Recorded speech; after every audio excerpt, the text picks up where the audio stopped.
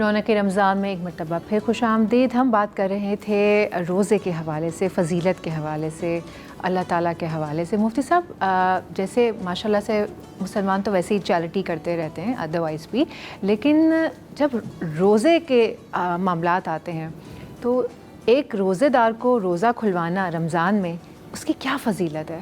ماشاءاللہ، بہت اچھا سوال.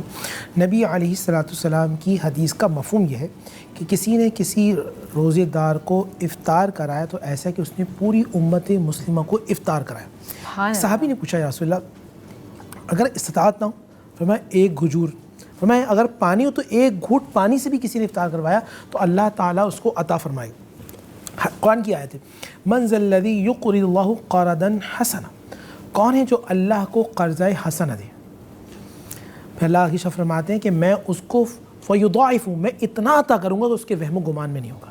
ایک حدیث رسول صلی اللہ علیہ وآلہ وسلم ہے کہ کل قیامت کے دن اللہ ایک شخص کو بلائے، کہے گا کہ میں بھوکا تھا، تم نے مجھے کھانا نہیں کھلایا. تو بندہ کہے گا پروردگار تو خالق اور مالک اور رازق ہے، تجھے کیا ضرورت تھی؟ تو اگر تم فلاں بندے کو کھانا کھلاتے ایسا تو گویا تم نے مجھے کھانا کھلایا. اللہ اکبر، جو خالق اور مالک اور راضی، یعنی آپ ثواب پوچھنی کتنا بڑا ثواب ہے کہ اللہ ایسا راضی ہوتا ہے.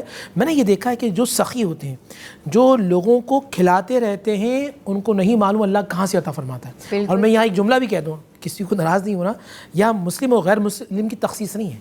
جو اللہ کی مخلوق کو کھلائے گا، جو انسانوں کو اور ان کے بعد مخلوقات اور بھی ہیں، ان پہ جتنا اللہ کے لیے خرچ کرے گا، اللہ کی محبت میں اللہ تعالیٰ اس کی صحت، جان، مال، عزت، آبرو کی حفاظت فرمائے گا. بالکل ایسا ہی ہے. اگر آپ اس میں کچھ ایڈ آن کرنا چاہیں، کیونکہ یہ تو اتنی خوبصورت باتیں ہیں نا کہ اس میں تو کچھ رکنا ہی نہیں چاہیے. میں مفتی صاحب کی بات سے اتفاق کرتی ہوں، اور اللہ رب العزت کی جانب سے جو بھی اللہ کی مخلوق ہے اس کا خیال رکھیے، اور بے زبان پرندوں کو بھی خیال رکھیے.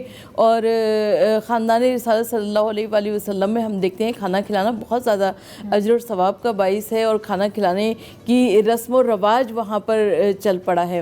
اور ہم دیکھتے ہیں حضرت ابو طالب، حضرت عبد المطلب، حضرت عبداللہ نے 100 اونٹوں کی قربانی دی اللہ کے رسول صلی اللہ علیہ وآلہ وسلم کے لیے. اور مکہ معظمہ میں انسان تو انسان، پرندوں تک کی دعوت تھی، اور یعنی کہ وہ پرندے بھی آئے اور اس اونٹوں کے گوشت سے لطف اندوز ہوں.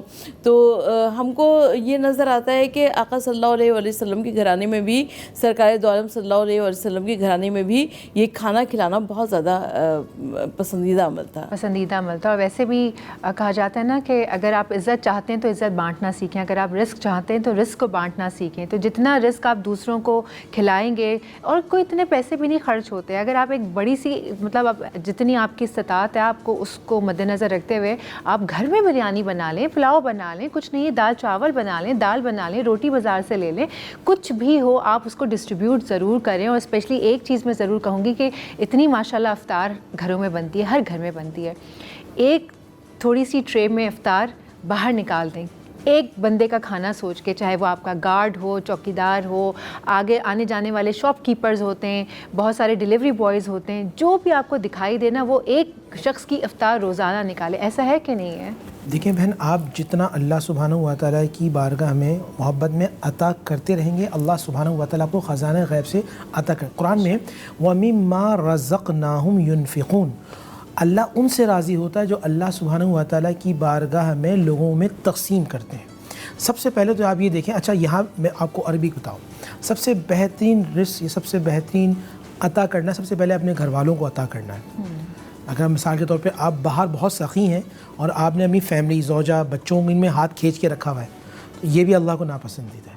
اچھا ایسا بھی نہیں ہونی چاہیے کہ آپ سب گھر والوں کو دیں اور باہر والوں پہ بالکل روک لیں، بلکہ اسلام یہ چاہتا ہے کہ بیلنس ہو، اعتدال ہو، یہاں بھی ہو اور وہاں بھی ہو. آپ جتنا اللہ سبحانہ و تعالیٰ کی بارگاہ میں عطا کرتے رہیں گے.